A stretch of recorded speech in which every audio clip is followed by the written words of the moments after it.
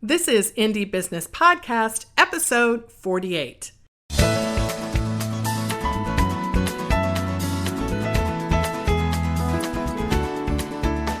Hello and welcome to this episode of the Indie Business Podcast. I'm your host, mentor, and coach, Donna Maria, the founder and CEO at indiebusinessnetwork.com. My goal is to help makers and creative entrepreneurs build a solid business foundation, increase your income, and use your business to create the life you love.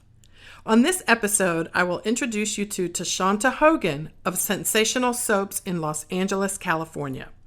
As you'll hear, Toushonta has had two phases of her business.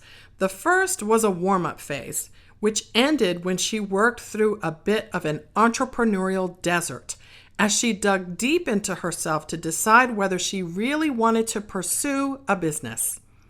The second phase is kind of a blast-off phase, and that is where she is right now. You will literally hear the excitement in her voice as Toushonta describes finding her target audience, creating systems in her business, and utilizing a vast support network to boost productivity and results, and have a lot more fun. Get your weekly entrepreneurial vitamin dose in this uplifting and invigorating episode of the Indie Business Podcast. You can get a summary for this episode at indiebusinessnetwork.com/48.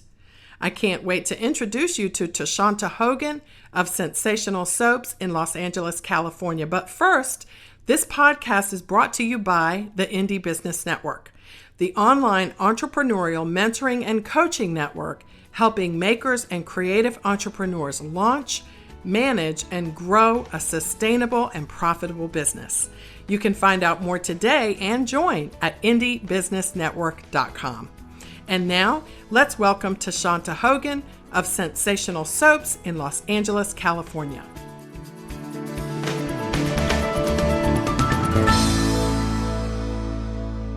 Toushonta Hogan from Sensational Soaps in California. Welcome to Indie Business Podcast. Thank you so much, Donna.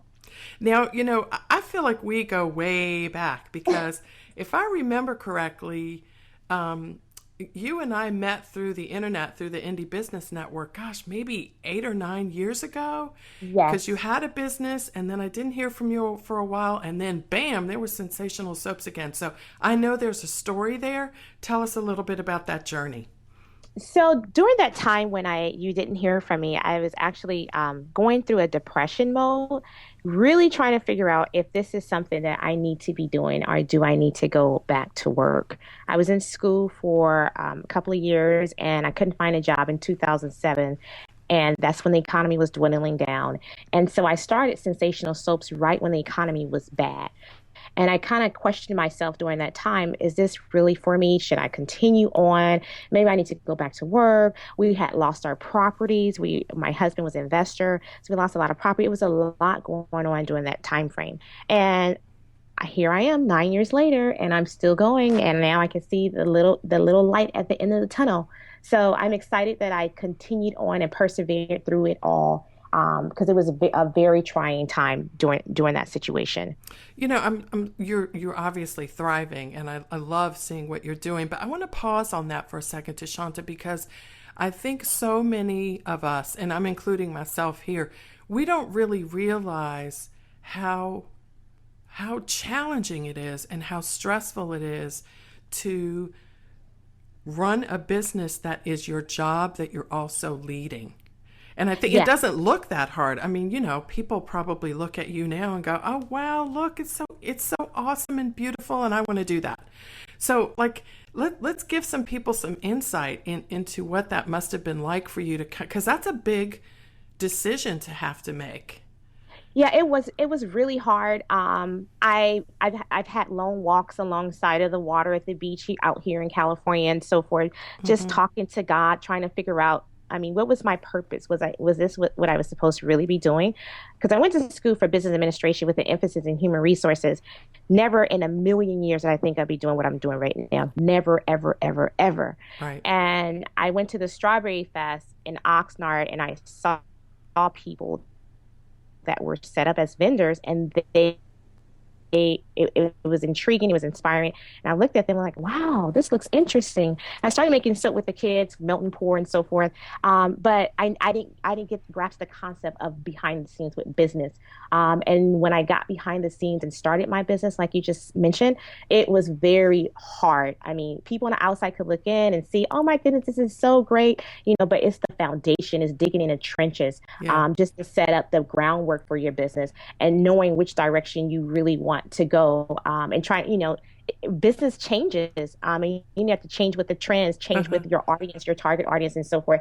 So I had to learn how to grasp that. Uh-huh. So I think, going to school is black and white, but you don't know business until you do it. Right. So I had Right. to really change my thought process. I had to grasp Uh-huh. a coach who can change my thought process on business and how I do Uh-huh. things and look at things from a different perspective. It's almost like post-traumatic stress syndrome, right? It's Yes, like you start yes, and it's like you have this honeymoon period where you just start and it's great. And of course, everybody's buying everything because you're new and they're excited for yes. you. And then it's like one day it's like somebody hits you upside the head. You're like, oh my gosh, I have all this other stuff to figure out. And where did all those people go? I got to go find some more people because they're not paying my Exactly. bills. Yes, yes. And not to mention, you have family on top of that, on Yeah. top of it. And I know a lot of indie business members, they can Hmm. relate. You have family, you have kids, you have husband, and so you're trying to balance it all, Hmm. on Hmm. top of your business. Well, and you seem to be doing a fantastic job. Oh, although I know we're seeing the tip of the iceberg, but I want to go back to what you said about your purpose because I think that's so important to us as entrepreneurs as well as just human beings. Like, what was that process like for you, and how did you connect your purpose as a person to your purpose in business? Is there? I know there's a connection there. Can you share a little bit about that? So when I was younger, I used to love arts and craft, like every kid does in school. And arts and craft was just fun. And arts and craft to me, when I got older, was like, no, I need a real job. Arts and craft is not going to pay the bills. It's not going to do anything for me. I enjoy making things. I enjoy making a lot of stuff. I enjoy cooking and so forth.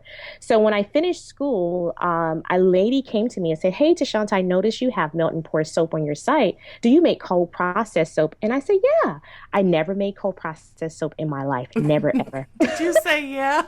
Yeah, I do. I'll have some for you tomorrow. And she placed an order and she had just opened up in the mall and it was a $2,500 order that she gave me half the payment front. I Well, was of like, course oh you my made it God. then. Yeah. I was like, oh my God.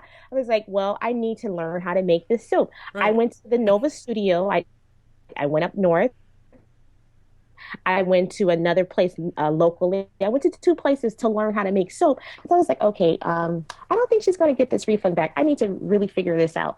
So I Right. learned it. I delivered. And next thing you know, she was out of business. I don't know where she's at. She was my angel because that's our number one seller right now. And then when I saw that, I was like, wow, maybe this is what I need to be doing. Maybe this is my purpose. I mean, creativity. I love it. I like making things.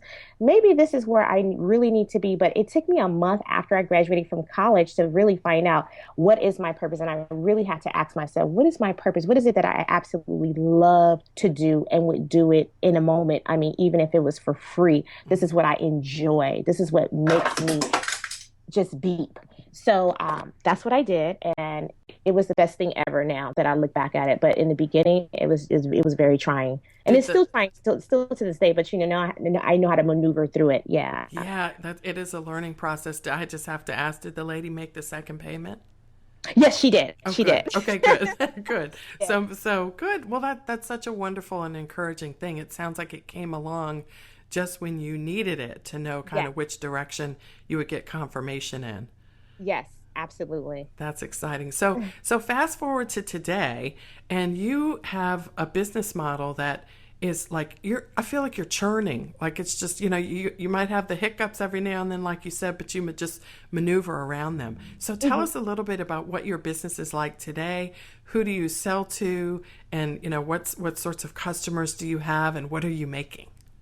So we make sugar scrubs, we bath salts. We have soap, of course. Of We course. have body butters.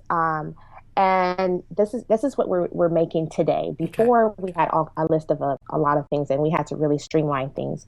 And we really focus a lot of our attention on wholesale. So we have wholesale clients, in state and out of state, and we're very strategic with where we set up here in California. California is a different market, and in the city is very saturated. So we like to set up and do events outside the box and outside in the outskirts of the city.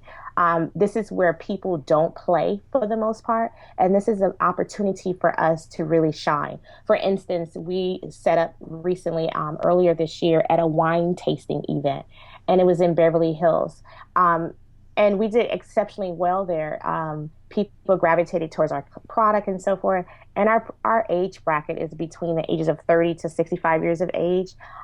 Women, of course, and they really gravitated towards our products. And so right now we're in the process of just trying to continue to look for that market audience, as well as gravitate towards things that are not within the city, so that we can stay, on the outskirts and be able to be seen and be able to shine and do things that are out the box.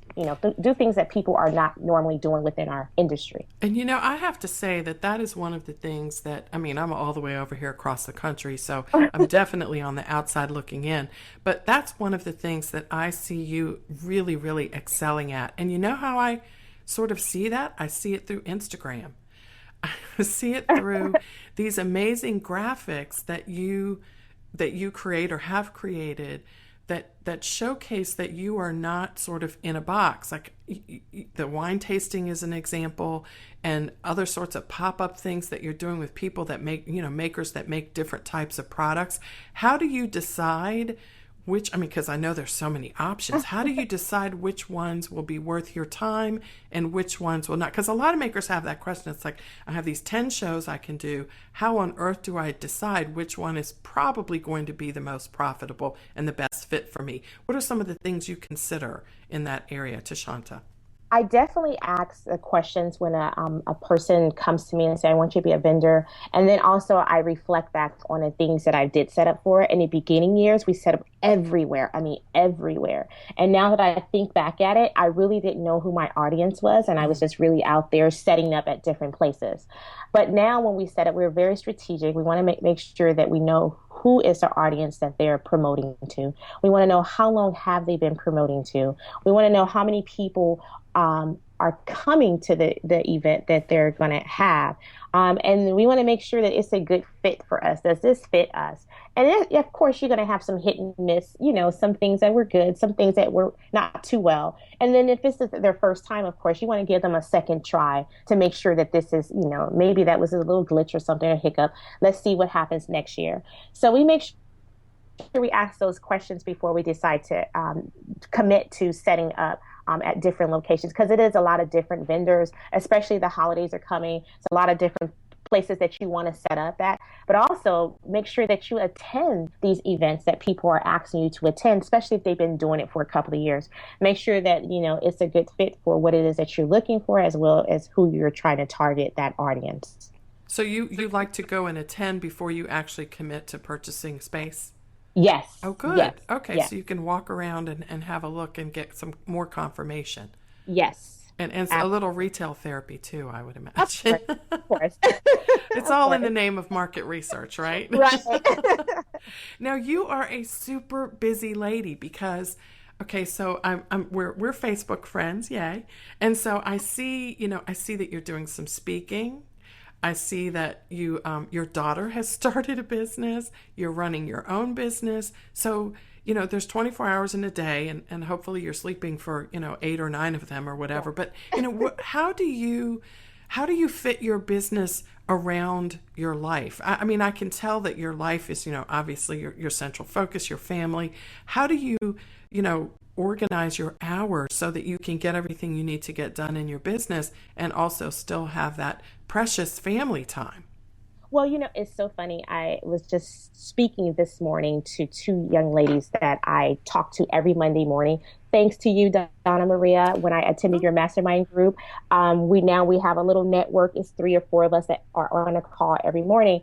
And we were just talking about when we went to the session with Anne Marie, and how you have to have those quadrants. So Uh-huh. that really stuck in my head.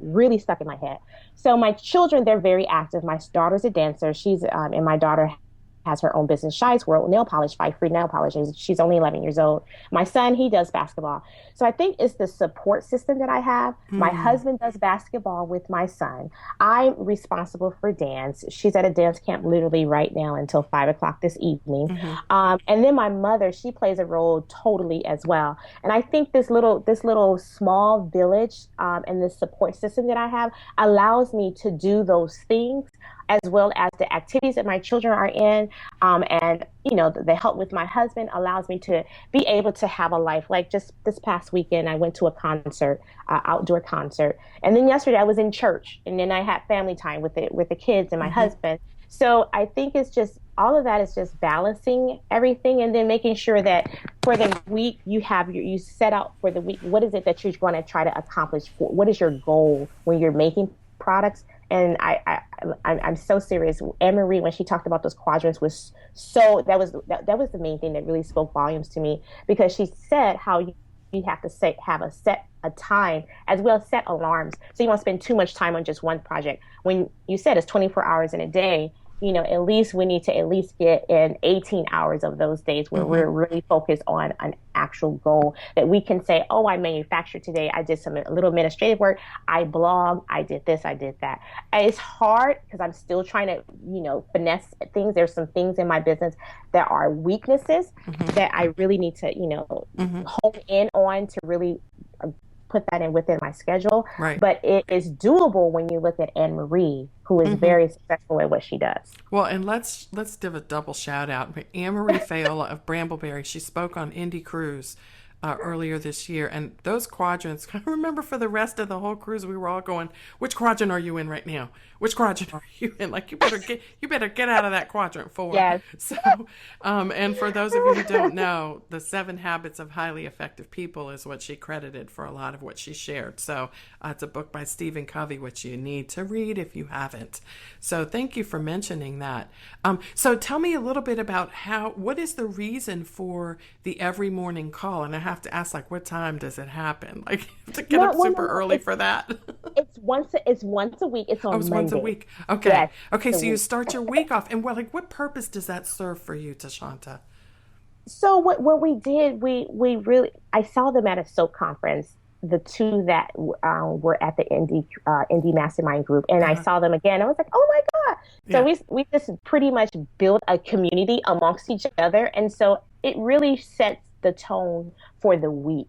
What is it we're going to accomplish for the week? And it's really accountability. Okay, did you do this, such and such? Did you do that? We said last week we were going to do this. So we said this week we're going to do. So where we're at with this. And in between the week, we text each other in a group environment, where if you come up against the wall with something, they're able to text. We text each other and so forth. So it just empowers us that we're all have a passion for bath and body products. And it's always better when it's more than one person who can help you and walk you through the process of different things where you get hinged up at. So it's almost like an ongoing mastermind that's totally virtual, because you don't all live in the same place. No, not at all. Yeah, 2 of them live in East, in the East Side, and then one is here in California, 2 hours away. Okay. So yeah. So if someone listening is a maker and they're like, what, I need that in my life, I need that in my business, what would you suggest they do to try to create that little mini network that you just talked about, which sounds so rich and so full of texture and support? Yes. So, what did I do? I went to the mastermind. First you went someplace, right? You had to get out of your soap pot and go somewhere. I had been watching you for years, and I said, you know what? This year I'm going to that cruise. So I went and I met them, and then I went to another event and I saw them again. And then we just built, like, oh my goodness, we saw each other. We just built a friendship. And we said, you know what, when this is over, let's get together and let's create a group so that we can all be accountable to each other. And then we got a conference call, and we just called, in different hours, of course. So I'm the one who has to wake up the earliest, but it's okay because I look forward to the call. I look forward to it. It's exciting. And like you just said, it's support. It's a good support system. So like you just mentioned, get out, meet people, network. Mm-hmm. You never know who can help you with a issue or a problem that you're looking for. I know networking is like really big on my list, and building those relationships are a huge part of Sensational. So they are huge, very huge for me. That's good. It takes you out of your own head. And as entrepreneurs, if we stay in our heads too much, it's not good. So, No. so tell us about, you said your daughter has a business. And so you are having, an incredible influence on her in terms of, future possibilities. Tell us about her business and how did you encourage her, influence her in that area? Well, Cheyenne actually, she influenced herself. She got into my makeup and she did a video on her iTouch because she does not have a phone. She's too young. And I saw the video and I was, of course, upset when I saw it. But then I looked at her video and was like, okay, she did a really good video. Mm-hmm. Maybe I need to fine tune this into a different area. She likes cosmetics and so forth. So let me show her what she can do and she can, have her own money. But prior to that, she was doing soap cupcakes and she was doing button earrings. But then I had to really help her a lot on the soap cupcakes and the button earrings and so forth. But with the nail polish, she's side by side with me as we share the studio, and she's able to make her products, and I'm right there with her. So when she started the nail polish, she got a message through her inbox on Facebook asking her to be on the Real Talk Show. It's like, oh my God. And I was like, is this really real? It was during dinner time. And I asked my husband, do you think this is really real? And we're sitting around the table. And I said, well, I'm going to call them in the morning. I called them in the morning. And sure enough, they wanted her to be seen on the Real Talk Show to pitch her product. So she had her elevator pitch. I showed her. We fine-tuned it, and she was able to be on there. And it was a really great experience for her, as well as building her confidence level, as well as her knowing who she is, what is it that she's offering. And it was a great experience. And she actually really loves what she does. She's setting up actually this coming Saturday as well. That is so exciting. How many different colors does she have in her line? She has about 7 colors in her line, and every season she'll add more to the line and try to retire the others. She also has her boxes as well for little girls to inspire them, because it's an affirmation card inside. It's also the nail polish, a bath bomb. So she's excited about it, and I am excited about it as well. You must be so proud of her, and how exciting that she is at such a young age, developing that confidence and seeing that she can make something with her hands and support herself with it. Yes. And like I said, even if she doesn't want to do this in the future, at least she sets the foundation that she can do anything as far as starting a business. Because once a business entrepreneur, always a business entrepreneur. I so agree with that. And it's like, it's like looking at a big house. Like you're driving down, you're like, oh, that's such a big house. I know. And, my kids, they're young. So they're like, ooh, in a house like that. And I'm like, well, maybe not, but we want to be able to have a house like that. And so, you have options when you know that you can start a business because you've done it before. It's like the world can't do anything to you. It's like you can get laid off and you can cry for a night and say, you know what? Well, I know I can do something else because I've done it before. So it empowers you in so many ways that aren't financial. Exactly. Yeah. Business it teaches you so many different phases of life and a lot about yourself when you're in business. You learn a lot about yourself.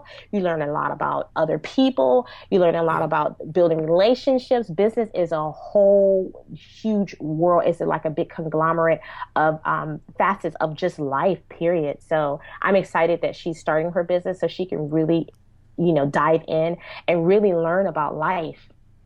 Yeah, entrepreneurship to me, it's the world's best personal development tool. Yes. It's not what we normally think of, but at its core, I really think that's what it is. So tell us a little bit, Toushonta, about how your business works. Like, do you have employees? Do you have helpers? What are the different, I know you said you do events and you have wholesale. I guess you do retail off your website. So what are the different income streams that you have? And do you have people helping you do the work? So yes, we basically have each other. My husband, he works full time, but he helps with the shipping. My mom, she helps a lot. And actually, this week we'll be hiring. We hired before, and that was right before we had a boutique. So we've had a boutique for a year as well, and I noticed that that was something that was not for me, but I'm glad I experienced that. So we hired before, and then now this coming week I'll be hiring someone as to contribute to our manufacturing side as an assistant. And so we do wholesale, we do retail, we do fundraisers. We have fundraisers with kids in school. So it's pretty much like a sheet that's set up like selling C's candy bars. And we have our soap, our candles, and our body butters that we do fundraisers for, and we give a percentage back to the school. We also have, well, we used to do spa parties. We don't do spa parties anymore. But also, we do this thing called Soothing Saturdays once a month at a boutique that carries our products. So we go in, and it allows me to be creative. So I do something different. Like one time we did liquid soap, and we put it in a dispenser where you normally put beverages in, and so they were able to just pull the level back and you get an empty bottle and fill it up themselves and put a tag on it. So we have Soothing Saturdays the first Saturday of the month at All That and More Boutique in Culver City out here, and also we do pop up shops as well. We did a pop-up shop last year during the holidays with two other makers who were in the same industry. So it's almost like it was a Sephora slash Bath and Body Works type pop-up. And what it does is it just, again, it builds a sense of community, support with one another. And we all sat up in there, had a great time. When the times were slow, what did we do? We got our binders out, and we started planning for the next year. It was the holidays, so we started planning for the next year. What are the goals that we want to accomplish for the next year? And also, we built a community alongside with each other.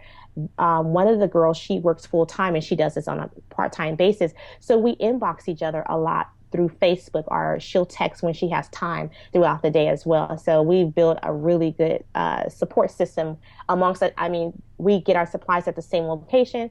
I'm out and about a lot, and I'll ask and say, hey, do you guys want me to pick up an order for you guys? You want to call it in? I'll pick it up for you. So this is what we do. This is what I enjoy. This is what I love. This is what I really love about being in business. I know at some point it's almost like the relationships are more important than the business. Yes, yes, It's funny how that happens. And when you talk to brand new entrepreneurs about that, it's exciting to them, but there's like this veil, like they can't see that yet. I was never at this place where I'm at now. Trust me, I was a new entrepreneur. I was like, really? No, I don't have time to see those people. Are you kidding me? I know exactly what you're saying. So Soothing Saturdays. Now, for people who are in California in your area, tell us the name of that place again where they happen. So it's at All That and More Boutique. It's in Culver City. If you Google All That and More Boutique, it's there at Soothing Saturdays once a month. And we always try to do something real creative that's not within our line. So it keeps me creative as well. We have our subscriptions as well. Basically, I make a bar of soap a month. And it's something that's not within our line. It allows me to be creative. It allows me to try a new scent. And we have that as well as the Soothing Saturday. So I enjoy the creative side of business as well. I love that you said that. I'm going to make sure I tell everybody about this. It's Sudscription. And it's a subscription, right? Monthly, you get a soap that you don't make in your line. It's usually like a one-time thing. So it's a really unique way to not let your line get out of control, right? Making everything every time you feel like it. And then you also have a subscription, which is recurring revenue, and people are buying it. You make it in a limited quantity, you're going to sell out. So that's great. Tell us a little bit more about the fundraising. Like, where did that idea come from? Did you? I'm picturing C's Candy, which is such a delicious candy in California. Tell us a little bit about how that works. So basically, what we do, we'll pitch to an organization, nonprofit organization, school, basketball, or whatever, and we negotiate the price of the percentage that we're going to give back to the school to make sure that, we give them a contract and so forth. And then we come there and we give them, I think I have a duplicate of the forms for the children to take home with them. And so they take home the form along with the envelope and they sell the product. They bring it back to the classroom, we collect it and so forth. And the school will cut us, our school or nonprofit organization will cut us a check for the amount that we agreed upon for the percentage. And what it does is it helps us because we're giving back to the community and organization and saying that we help this school. So let's get on our resume as well as a gift back. It helps the school to accomplish their goals and what they need. And as well as now we have reached out to new people who didn't even know that we existed. These are brand new customers, potential customers. They may be interested in your product and want to purchase again. So it's interesting because our website is on our product. You want to keep that website on your products because you never know, that person who bought from the child is just probably just supporting, and then they get the product like, oh my God, I really like this. Where did I get this from? And they can go to the site and now you have gained a customer. So it's a threefold to that. And it helps. It helps and it brings in an extra stream of income. It's good marketing and everything. So it's a lot of phases to the goodness and the richness of it as well. And that's more than three. That's way more than three. I mean, you hit on 5 or 6 there. So being an entrepreneurial multiplier, which is so important for us to make sure that when we do one thing, it has 5 or 6 separate purposes. Exactly. So, and I imagine that the children are gaining confidence because they're learning how to sell too. So when the children bring the order forms back, do you just deliver all the products to the school and the school distributes them to the children to take to the buyer? I make it very simple. So we pack it and we attach the form, the copy of the form to their bags. So I make it very simple because I know like Seeds, I want it to be different because I know at Seeds Candy, they just deliver the whole thing and then the teachers have to pack it. So I wanted to make it simple so they won't have to, we won't have to carve out the time out of their being a teacher, so that they could be able to just distribute it easily and just by calling that person's name and they can get their bag because it's already pre-packed for them. And then so the end buyer comes and gets it or the student will deliver it. That's really smart because teachers aren't packers. And they probably would make mistakes that you would have to fix anyway. So you might as well. Try to make it really simple, really easy. And also, like I said, you always look at the person who was doing it before.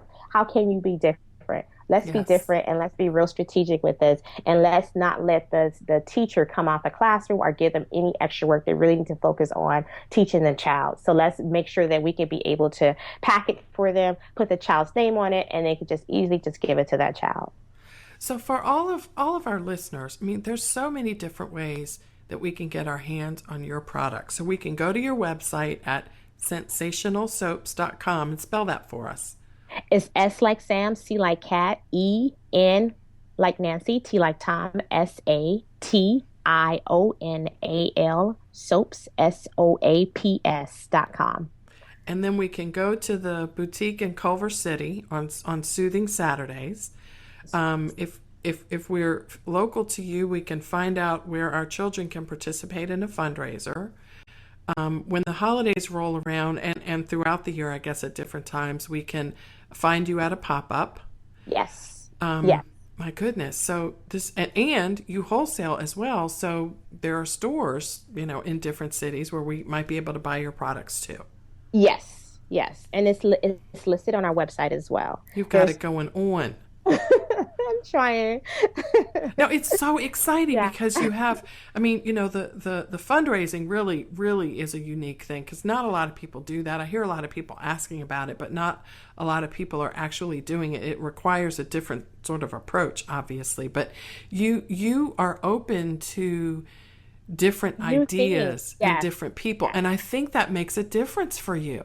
Yes. We are very open. If we see that there is an opportunity there, we go for it. But what, like I said earlier, it's good and bad when I set up everywhere. It's good. It was good in a sense because when I set up everywhere, I really saturated myself within my local community. But then it got, when I got old, got older, the business got older, I had to really Mm-hmm. say, okay, I need to make sure I be strategic with this audience, the target audience of where we need to be, because you don't want to be everywhere, but in beginning of a business, it's good to be everywhere because now everyone knows who you are and what you're giving. But now we really fine tune who we are, and now we're real strategic with where we go and how we want to look at ourselves. That's a really good way to describe that growth curve. So let me ask you this. I know every business is different, and I'm not trying to overgeneralize, but for people who are listening and they're like, okay, I'm doing everything now, like I'm doing all the shows because I am clarifying my target audience. When do I know it's okay to start saying no a lot? Because, how do you know that? I got upset with myself because I really didn't fine tune who my target audience was because I was setting up everywhere. So it was like it was good, and then it was bad to me. If you know who your audience is right now, go for that. Look for that audience. Mm-hmm. Where do they sleep? Where do they work? Mm-hmm. Where do they take their kids? You want to know everything about them, every single thing, so that it makes it easier for you when you sell. You're Mm-hmm. not like in a needle in a haystack Right. looking for that person, because that was me. I was everywhere. Oh my god, I need to set up here, I need to set up there, and then I was just basically spinning my wheels, and I was setting up, breaking down. It was wear and tear. I'm getting older, I'm not getting younger, so I had to really find who that person is. What do they look like? Where do they shop at, and everything. And I think if you are the one that's setting up everywhere, you probably need to sit down and just really fine tune and say, who is this person? What does she looks like? What does she wear? Where does she drive? Where does she shop? Really, really sit down and really think of what that person looks like, so that when the opportunity presents itself at different locations, you can know what questions to ask, and you will know immediately who that person is. It's almost like you can talk to a person when they come to your booth, and you know if that's your client or not. And You it's know such who a process. It's such a it is. process. And when you're in it, you don't see it happening. All you feel is, oh my God, I got to take this booth down and put it up again.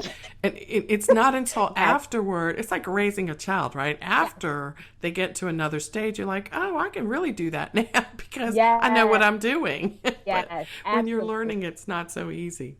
Yes, absolutely. Yeah. Like you said, it's like a child. I have two. So I know one is totally different than the other, and Hmm. I know what makes this child tick, and I know what makes this child ticks too. Hmm. So it's really just is your business is your baby. So you're really Yeah. trying to figure out what's going to work for this baby, what's going to work for this business, what's going to make it just pop and just Yeah. have a wow factor behind it. Yeah. Yes. Now, I like to ask questions. I'm an attorney, so it's time for the interrogation, okay? We are ready are you ready? So, Okay. questions that I always ask that only I know because we didn't talk about this in advance. So here goes. You said that your husband is involved in basketball. Your son plays basketball. Who is your favorite basketball team? Oh my goodness. I say the Lakers. Oh, I I don't, like is it the Lakers? That's where Yes. you live, right? Okay, so that was too easy. Okay, that was too easy. Okay, so you also mentioned, like when we were preparing, that you were born in Germany.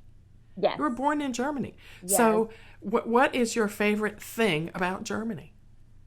Oh, I was there for 2 years. My favorite thing when I remember was playing in the snow. I love the Ah, snow. playing in the snow. That's so sweet. Okay, now we're going to talk about nail polish. What Uh-huh. is your favorite of your daughter's nail polish colors? I love her blue color. She has a dark blue that I really, really love. Yes. Love Okay. it.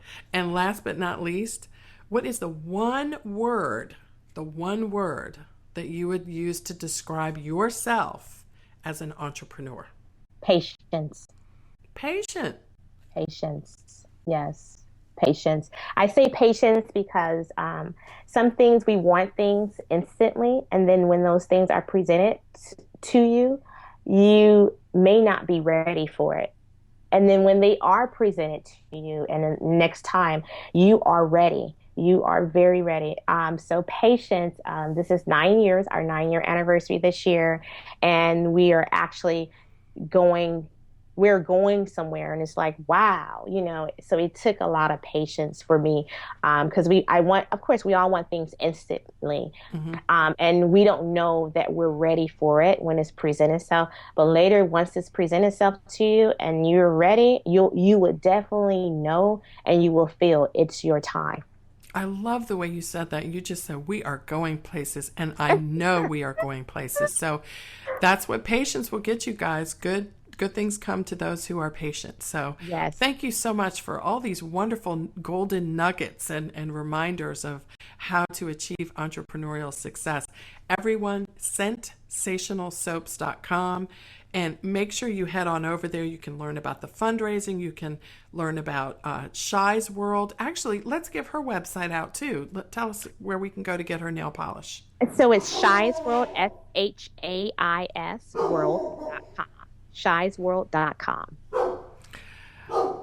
Shy'sWorld.com. And my dog really likes nail polish, obviously, as well. So sorry about that. And of course, right at the very end, when we made it through the whole podcast without him, now we have him. So we'll have to do some editing there, Toushonta. But anyway, thank you so much for joining us. Everyone, make sure you visit her. Follow her on Instagram, because you need to see the amazing photographs and videos that she posts about her soap. And you need some honey soap, right? That honey soap is the bomb. That's our number one seller, our honey soap. Yes, it's made with honey and turmeric. It looks like food on that Instagram stream. So I'm ready for some more of that. Thank you, Toushonta. We look forward to learning. Thank you so much for having me. Absolutely. Great to have you. Bye-bye now. Bye-bye. Well, I hope you enjoyed my interview with Toushonta Hogan of Sensational Soaps in Los Angeles. Let's review some of the tips she shared in this episode. First, work through your own personal desert. I am so grateful that Toushonta removed the veil and was just down to earth and honest about how she struggled to decide whether entrepreneurship was something she really wanted to pursue. I want you to listen very carefully to that part, maybe even replay it, especially if you are a new business owner, because you must know that depression can sometimes be a part of entrepreneurship. It's not all fun and roses. It's not always the upbeat picture you see on Facebook. Sometimes it stinks, but if you push your way through, as Toushonta did, you can see that the payoff is huge. Second, find your target audience. Did you catch the part where Toushonta said that once you find your target audience, everything starts to flow more easily? She didn't say that everything becomes easy, and neither do I. But she said you can begin to get into a groove when you are clear about who you're serving and how your products can benefit them specifically. And thirdly, create your support systems. Toushonta is a great example of how entrepreneurs should establish multiple support systems. She has her family, she has her maker friends, she has her wholesale customers like the boutique where she hosts Soothing Saturdays. She is a member of the Indie Business Network. She joined me on Indie Cruise earlier this year and just enjoyed herself and learned so much in community with like-minded people. Get out of your studio and be a part of a living, vibrant community. You can subscribe to Indie Business Podcast on iTunes and Stitcher. You can also listen at my website at indiebusinessnetwork.com/podcast. And while you're on iTunes, if you're there, would you do me the honor of rating this podcast? It helps me so much to know that you appreciate the amazing people and stories featured here.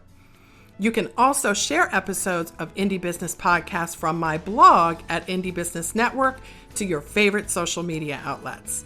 I will see you on the next episode of Indie Business Podcast. In the meantime, break all the rules, build your own corporate ladder, and create the life you love.